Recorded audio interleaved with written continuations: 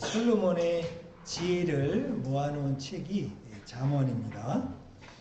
잠언을 개인적으로 10월 1일부터 묵상하고 또 설교하면서 제 마음속에 참 지혜를 사모하면서 살아야 되겠다. 인생의 지혜가 참 많이 필요하구나. 그런 생각을 많이 하게 되었습니다. 잠언을 묵상하고 또 설교하고 말씀을 이렇게 준비하고 나누면서 매일 아침마다 아침 기도회 때도 그렇고 말씀을 나누면서 제 스스로가 좀 달라진 거 하나가 지혜로워지기를 참 많이 기도하게 됐다는 거예요. 주님 지혜를 주십시오. 그러니까 전에는 주님 물질을 좀 주세요. 제게 건강을 좀 주세요. 이렇게 기도했는데 그렇게 기도하지 않고 달라진 거는 주님 제게 물질을 얻을 수 있는 지혜를 주세요. 제게 건강의 지혜를 주세요. 그러니까 건강을 달라고 그러면 나는 아무 생각 없이 그냥 위에서부터 건강 그냥 주문 받는 것처럼 됐는데 기도가 건강의 지혜를 주셔서 하니까 기도가 끝나고 나가서 운동을 좀 해야 되겠다. 그런 생각이 들어요. 내가 이렇게 말해야 되겠다. 내가 이렇게 살아야 되겠다. 그런 생각이 들더라는 거예요. 그게 저한테 굉장히 새로운 마음의 변화라 그럴까요?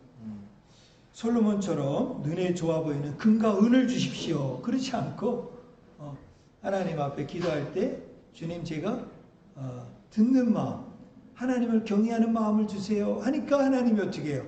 금과 은도 더해 주시지 않았습니까?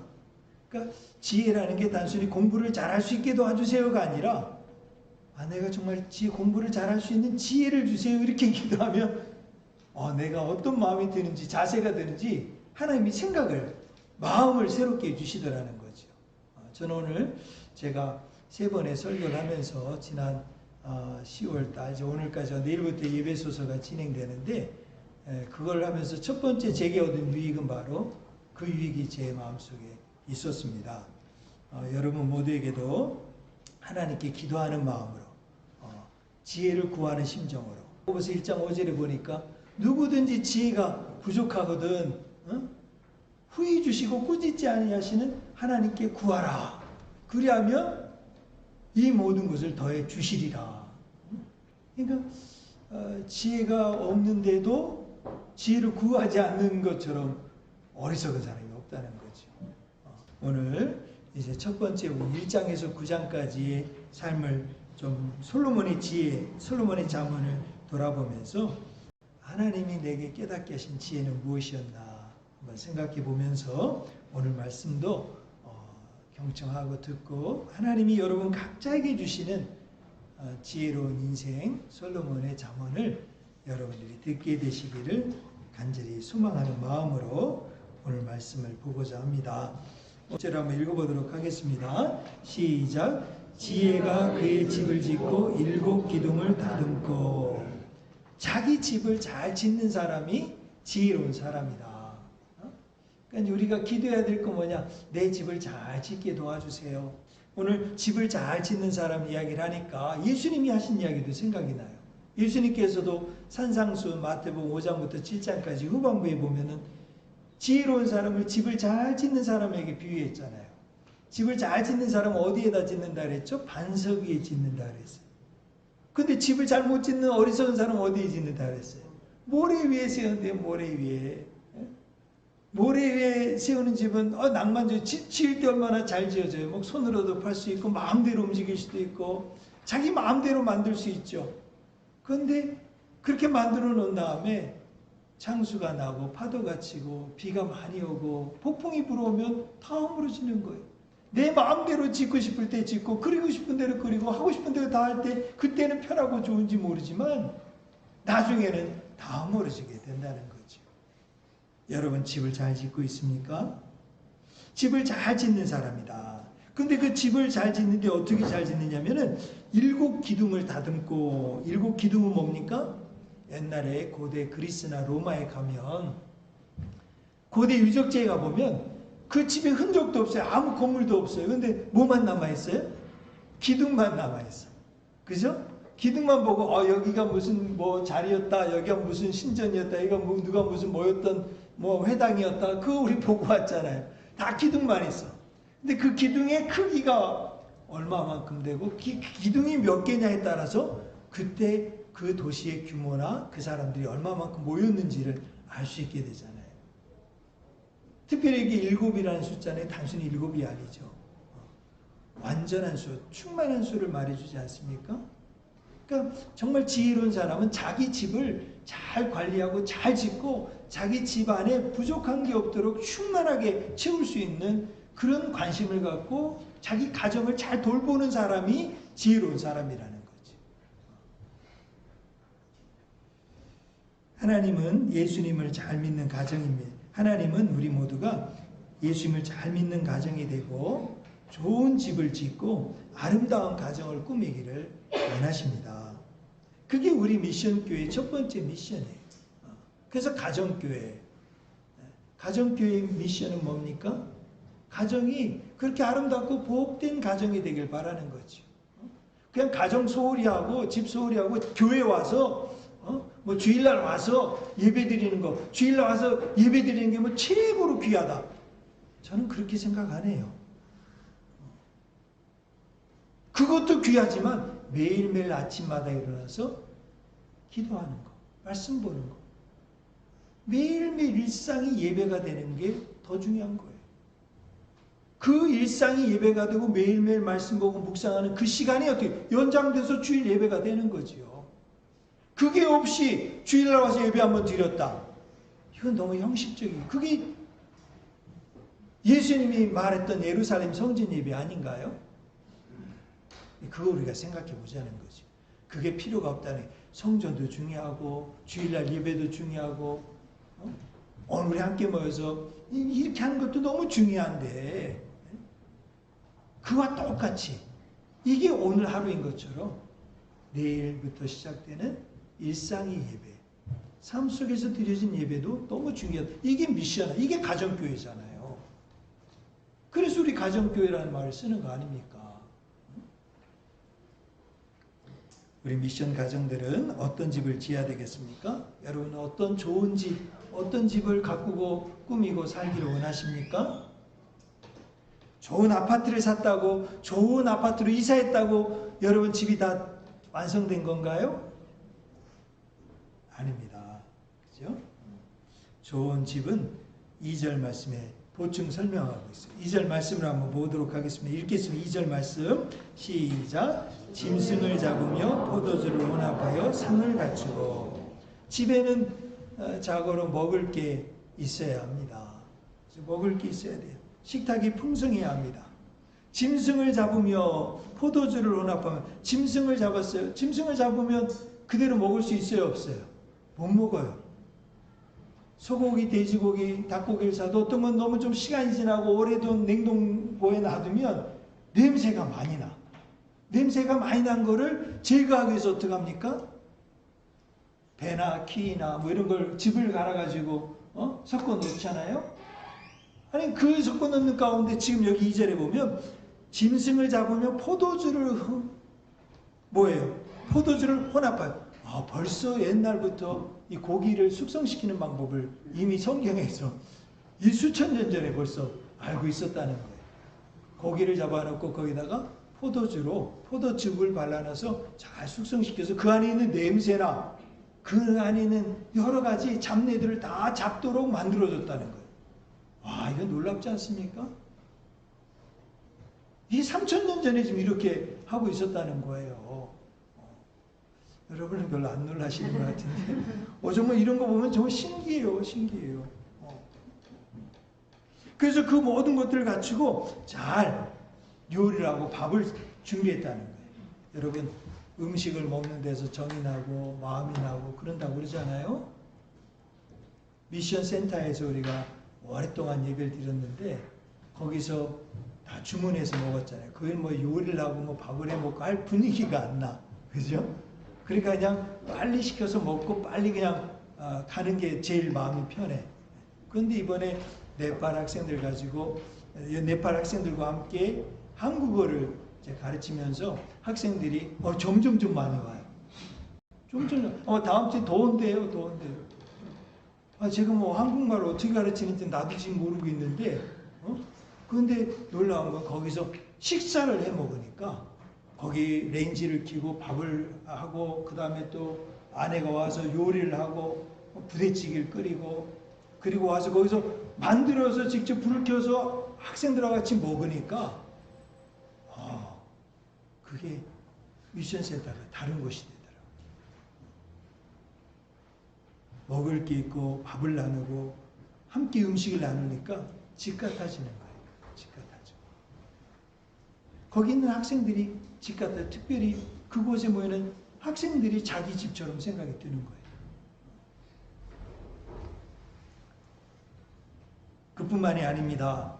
여기 보니까 짐승을 잡고 포도주를 혼합하고 그 다음에 뭐라 그랬어요? 상을 갖추고 그랬어요. 여러분, 상은 테이블입니다. 테이블을 언제부터 썼을까요? 여러분, 시편에 보면 원수들의 목전에서 상을 베풀고 그랬지 않았습니까? 우리 요즘은 상을 쓰고 테이블을 쓰는 요즘 문화에서는 너무 당연해. 뭐 상 베풀고 상을 폈대, 상을 차렸대, 너무 당연해. 근데 여러분, 요즘도 상이 없이 먹는 사람들 문화 많이 있죠? 바닥에서 먹는 사람들 많이 있죠? 있어요. 한국에서도 있을 수 있지만 외국 나가보면 그런 사람들 아직도 많아요. 바닥에 놓고 그냥 먹어요. 상을 갖추고 먹는다는 것은 고대 왕족이 먹었던 일이에요. 당시 고대에는 다 바닥에서 그냥 먹었어요. 상을 차려놓고 먹는 게 없어요. 먹을 것도 귀했을 뿐더러 상을 차려놓고 먹을 만큼 그런 마음이 없었다는 거죠. 상을 갖추었다라는 말은 예의와 법도가 있는 집안이래요. 어디서? 밥상 문화를 잘 전달하고 가르쳤다는 거죠. 밥상에서 예절을 잘 가르치는 거예요. 밥상에서 모든 교육이 이루어지는 거예요. 밥상에서 하나님이 주신 그 음식을 가지고 하나님을 기억하는 자리가 됐다는 거예요. 이걸 하나님이 주셨구나. 하나님이 베풀어 주셨구나. 오늘도 살게 하셨구나. 상을 갖춘다는 그냥 밥상전에 밥상 예절이요, 밥상 공동체요, 밥상 안에서 모든 일들이 함께 하나님도 기억하고 우리가 가족됨도 기억하고 엄마 아빠의 수고와 희생도 기억하고 그 모든 일이 밥상에서 이루어지는 거예요. 유대인들의 교육이 다 밥상에서 이루어졌다는 게 무슨 의미인지 이해가 되시죠? 바로 여기서부터 다 하는 거예요. 밥을 먹고 음식을 함께 나누고 했던 모든 일들을 거기서부터 경험했던 것이죠.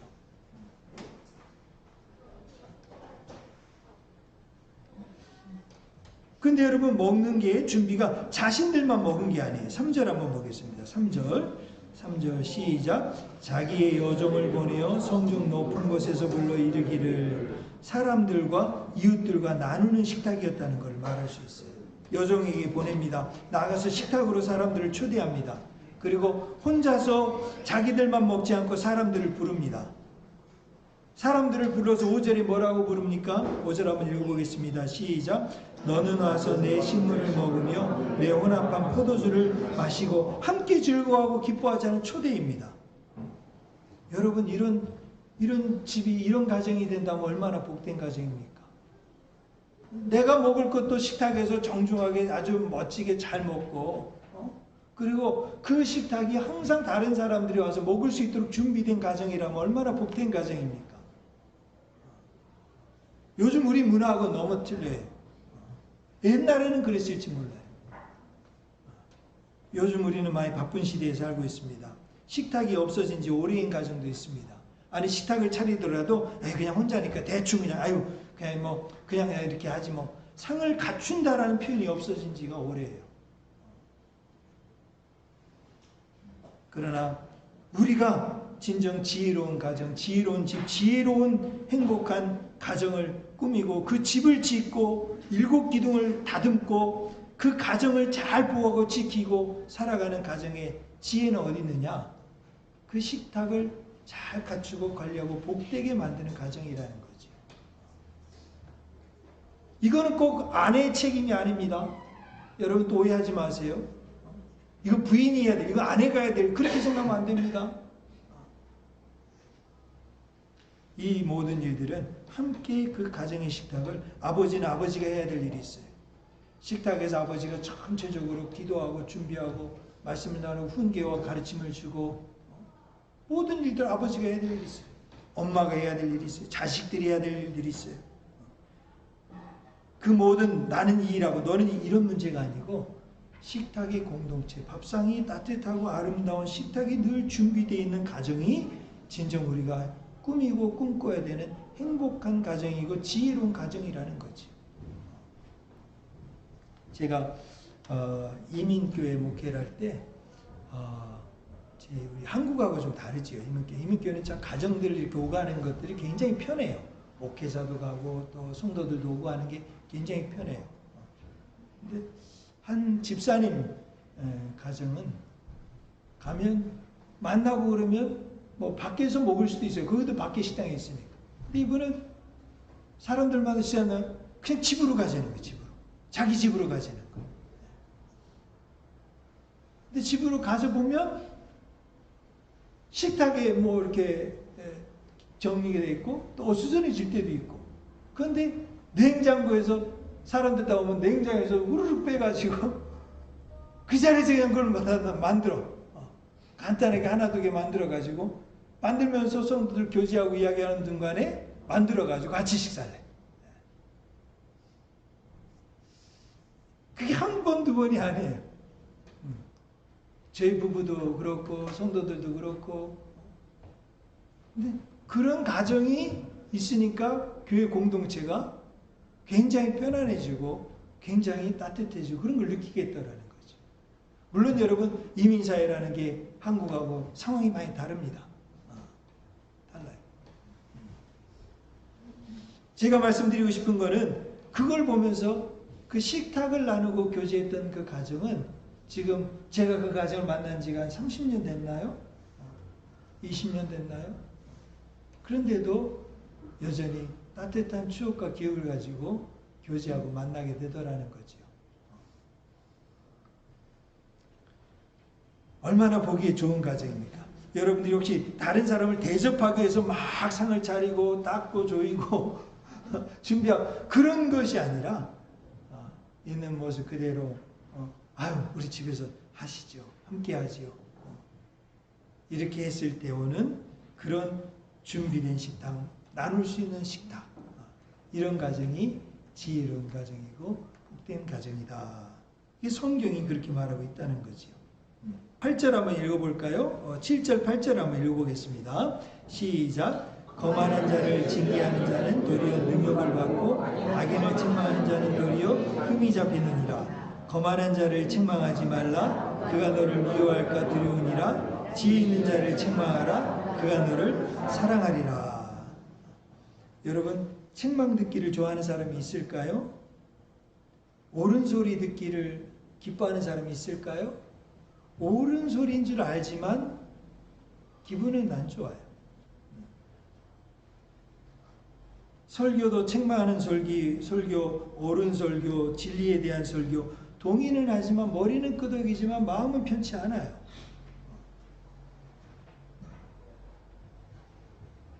여러분 잘못한 사람에게 잘못을 지적하고 고치도록 말하는 것 득이 될까요? 해가 될까요? 그 두 가지 답이 다 나와 있어요. 8절에 이미 나와 있어요. 득이 되는 사람이 있고 독이 되는 사람이 있어요. 똑같은 말인데 똑같은 설교요, 똑같은 하나님 말씀이요, 똑같은 신앙이요, 똑같은 공동체 공간에서 똑같은 이야기를 나누는데 한 사람은 득이 되고 하는 사람은 독이 돼요. 참 재미있는 이야기지요. 근데 성경 말합니다. 거만한 자를 책망하지 말라. 그가 너를 미워할까 두려우니라. 지혜 있는 자를 책망하라. 그가 너를 사랑하라. 지혜 있는 사람은 똑같은 말을 들으면서 사랑이 생긴대요. 어리석은 사람은 똑같은 말을 듣는데 미움이 생긴대요. 자식에게 똑같은 이야기를 했는데 한 자식은 엄마를 더 사랑하는 마음이 생기고 아빠를 더 존경하는 마음이 생기고 한 자식은 아빠를 미워하고 엄마를 싫어하게 되는 일이 생긴다는 거죠. 책망인데 한 사람은 앙심을 품고 마음을 닫고 미워하고 심지어 험담거리와 비난거리를 삼게 됩니다. 그런데 똑같은 책망인데 한 사람은 마음을 열고 책망한 사람을 더 사랑하고 그 사람을 더 신뢰하는 관계로 나아가게 된다는 거죠. 어떤 가정이, 어떤 사람이 지혜로운 사람입니까? 우리는 어떤 가정을 만들어야 될까? 어떤 가정, 어떤 교회, 어떤 공동체를 만들어야 될까? 이제 여기 보니까 이제 9절 말씀에 이렇게 나와 있어요. 9절 함께 읽어보겠습니다. 시작. 지혜 있는 자에게 교훈을 더하라. 그가 더욱 지혜로워질 것이요 의로운 사람을 가르치라. 그의 학식이 더해지라. 그러니까 지혜로운 사람은 그냥 훈계를 듣고 책망을 듣고 뭐 이렇게 징벌을 받고 해도 그게 다 유익이 된다는 거예요. 다 유익이 된다. 그러니까 가르치면 가르칠수록 배움이 막 더 세. 그랬구나. 그렇게 하는 거구나. 이렇게 하면 되는 거구나. 근데 미련하고 거만하고 오만하고 잠하는 사람은 어떻게 해요? 안 된다는 거죠. 전혀 도움이 안 돼요. 도움이 더 안 될 뿐더러 어떻게 해요? 관계가 깨지고 마음이 상하고 기분 나쁘고 자존심 상하고. 그러니까 여러분 하나님 말씀을 듣고 예배를 드리는데 신앙생활을 하는데 점점점 하나님부터 멀어지는 사람들이 많아요. 저는 그게 참 신기해요. 그게 정말 신기해요. 교회 생활 하면 할수록 하나님을 사랑하고 말씀을 사랑하고 하나님 더 가까이 하는 마음이 막 더 깊어져야 되는데 한국교회 아닌 모든 신앙 이렇게 오랫동안 보면 교회 생활 오래 하면 할수록 이상하게 마음이 떠나가. 이건 목회자 우리 교회를 떠나고 그런 게 아니고 교회를 떠나고 우리 저랑 관계가 어려워지고 이런 문제가 아니고 정말 이거 정말 신기하다. 왜 그럴까? 왜 그럴까? 교회 생활 오래 하면 하고 성경 본문 보고 본다고 하는 건지 안 본다는 건지 모르지요. 사실 진짜 보는 건지 안 보는 건지 모르지. 교회 생활 교회 주일에 왔다 갔다 하니까 계속은. 그런데 이상하게 정말 이거 정말 신기하다. 근데 이제 우리가 해야 될 거야. 하나님 앞에 누가 지혜 있고 누가 더 들으면 들을수록 더 깊어지고 지혜로워지고 더 충만해지고 더 하나님을 믿는 세월이 지나면 지날수록 더 즐거움과 기쁨과 은혜가 충만해지는 사람이 있고 또 없는 사람이 그건 모르지요. 저는 제 자신을 알고 여러분 자신을 알 거예요. 분명한 거는 한 가지 내가 할 수 있는 건 뭐냐? 내가 할 수 있는 거. 그게 바로 저는 9절에서 깨닫는 거예요. 9절. 여러분이 할 수 있는 게 뭘까? 그러니까 지혜 있는 자에게는 교훈을 더하라 그랬잖아요. 책망도 분명히 지혜 있는 자에게도 하고 거만한 자에게도 하고 어리석은 사람에게도 책망을 해요. 그 받고 하는 거는 어리석고 거만하고 지혜로운지 그건 우리 각자 사람이 각자 책임이야. 지혜 있는 사람은 그 사람에게 칭찬과 사랑과 이런 걸 많이 더해주고 그 다음에 어떻게 해라? 책망도 하고 징벌도 하고 훈계도 하고 가르침도 주고 그렇게 하라는 거지. 그렇게 되면 어떻게 돼요? 교훈을 더해주면 그렇게 지혜롭게 해주면 그가 더욱더 지혜로워지고 더 지혜로워진다. 더 잘 깨달아진다. 그리고 의로운 사람을 가르치면 그의 학식이 점점점 더해진다. 그래서 참 뭐가 도와주고 더 도움이 되기 위해서 칭찬과 이런 감사와 사랑의 고백을 하기 전에 징계와 징벌과 책망을 먼저 하면 그거는 결코 유익이 되지 않더라. 심지어는 내가 사랑과 칭찬과 감사의 마음을 더 많이 주고 어떤 한번 책망하고 징계를 주고 내가 싫은 소리를 했어. 그런데 듣는 사람이 그래도 그것까지도 감사함으로 받아서 자기가 지혜롭게 쓰면 그건 감사할 일이에요. 그러나 그것까지도 싫어가지고 그것까지도 힘들어하면서 어리석게 마음을 닫고 어리석게 반응을 하면 어떻게 해요? 그거는 여러분이나 제가 할 수 있는 일이 아니에요. 그건 어때요? 이 두 가지 차원을 잘 지혜롭고 거만하고 어리석고 듣고 판단하고 하는 사람은 우리 몫이야. 각자 몫이야. 그러나 할 수 있는 거는 사랑과 감사와 칭찬을 자꾸 더해주면 지혜로운 사람은 그것으로 인해서 날개를 단 듯이 힘차게 비상하며 올라간다는 거죠. 그러니까 어떻게 보면 좀 이런 이야기하면 어떨지 좀 잘 믿고 잘 되고 잘 사는 사람은 책망을 해도 칭찬을 하고 교훈을 하고 격려를 해도 날개를 달고 올라가. 그런데 어리석고 거만하고 오만한 사람은 책망을 해도 징계를 해도 칭찬을 하고 감사를 하고 사랑을 해줘도 움직이지 못해. 이게 슬픈 이야기지요. 현실이지요. 이거를 깨달으면서 저 스스로가 어떻게 해야 돼요? 그래, 좀 그래도 할 수 있다면 좋은 걸 이야기하자. 그래도 할 수 있다면 나쁜 거 이야기해봐서 뭐 하겠냐. 그냥 이야기하지 말자.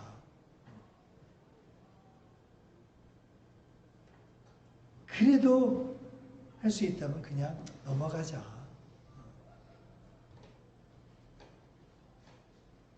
지혜로운 사람은 더 지혜로워지고 어리석은 사람은 더 무식해지고 의로운 사람은 더 공정한 생각과 마음이 되어가는 거예요.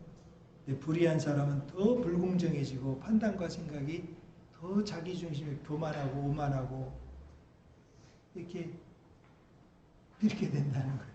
그러니까 우리가 이 메시지를 하나님의 말씀을 들으면서 나는 어떻게 하는 게 좋을까? 지혜를 구하자는 거죠. 지혜를 구하자. 답을 못 찾는 게 아니라 지혜로워야 되겠다. 예, 10절 말씀 이제 마지막 절입니다. 함께 읽겠습니다. 시작. 여호와를 경외하는 것이 지혜의 근본이요 거룩하신 자를 아는 것이 명철이니라. 그러니까 여호와를 경외하면 어떤 사람이 되느냐? 이런 사람이 된다라는 것을 결론적으로 말해줍니다. 그런 사람은 어떤 사람이에요? 거룩하신 자를 아는 거예요. 근데 여기 거룩하신 자라는 게 번역이 좀 잘못됐어. 여기 원문에 보면 거룩하신 자는 이게 여호와로 여러분이 생각하잖아요. 근데 이 번역은 거룩한 것들이라고 남성 복수 명사예요. 거룩하신 자를 아는 것이 명철이 아니라 거룩한 것들을 아는 것이 명철이다. 이렇게 해석하는 게 좀 더 분명한 해석이 될 거예요. 번역이 될 거예요. 제가 왜 이 말씀을 강조하냐면 여러분 여호와를 경외하는 지혜의 근본이야. 맞아, 지혜. 아는 경외. 그 경외하는 것 사람들은 어떻게 되느냐? 점점 경외하는 마음을 가지면 거룩한 것들을 점점 더 알아가게 된다는 거죠. 이런 게 거룩한 것들이구나. 이런 게 거룩한 일들이구나. 이런 게 바로 여호와 하나님을 따르고 살아가는 길이 이런 길들이라는 것을 알아가는 사람이 된다는 거죠. 이해가 되세요? 하나님을 좀 경외했어요. 여러분 하나님을 언제부터 경외했어요? 20년, 30년, 40년, 50년, 70년 전부터 경외했어. 부모님 날 낳으실 때부터 하나님 믿고 살아왔어. 경외했어요. 지금도 하나님을 경외해. 미련한 사람이 돼가지고 어리석은 사람이 돼서 지혜와 훈계를 멸시하진 않아. 난 지혜 훈계 멸시야. 하나님이 넌 그렇게 생각 안 해. 다 그렇게 살고 있는데 그게 끝이 아니다. 어떻게 된다? 미련한 자가 되지 않는 게 우리의 목적이야. 우리는 어떤 사람이에요? 지혜로워져서 점점점 거룩한 것들을 사모하고 거룩한 성품을 닮아가고 거룩한 자를 본받아 살아가는 삶을 살아가는 게 지혜로운 사람이라는 거죠. 우리가 오늘 예배드리는 시간, 하나님 말씀을 읽고 묵상하고 암송하고 하나님 말씀을 아침마다 일어나서 기도하고 또 아이를 저녁에 자기 전에 축복해주고 기도해주고 여러분이 나가서 가진 것을 남을 섬기고 헌금을 드리고 그 헌금을 통해서 이 땅에 어려운 사람들과 멀리 우리가 직접 나가지 못하면 멀리 나가서 전하지 못하지만 그곳에 쓰임을 받고 전해주고 사용되고 무엇이 가치 있는지를 아는 거지요. 무엇이 가치 있는지. 저는 우리 자녀들이 우리 인생이 진정 소중하고 가치 있는 게 뭔지를 알아가는 게 바로 거룩한 것들을 알아가는 거예요. 우리 미션교회 성도님 여러분, 우리 교회 성도님 여러분, 우리가 다 가치 있고 우리가 하는 일만 가치 있고 소중하다? 아닙니다. 이 세상에 가치 있고 소중한 일들을 하는 사람들이 얼마나 많은지 몰라요. 여러분들이 하는 일만 소중하고 가치 있는 일이 아니에요. 목사가 하는 일이니까 소중하고 가치 있는 일이 아니에요. 진정으로 하나님을 경외하고 하나님 앞에 나아갈 때 하나님이 지혜를 주실 거예요. 야, 이 일이 참 가치 있고 소중하다. 무릇 지킬 만한 것도 네 마음을 지키는 게 얼마나 소중하고 가치 있는 일인지 모른다. 네가 지금 오늘 하고 있는 이 섬김과 봉사와 헌신이 얼마나 소중하고 가치 있는지 모른다. 네가 하고 있는 공부가, 네가 하고 있는 운동이, 네가 하고 있는 직장생활이, 네가 하고 있는 모든 일들이 얼마나 소중하고 가치 있는지 모른다. 그를 깨닫고 주님 앞에 지혜를 구하면서 살아갈 때 하나님께서 여러분을 복주시고 하나님의 지혜로 충만히 채워주실 것입니다.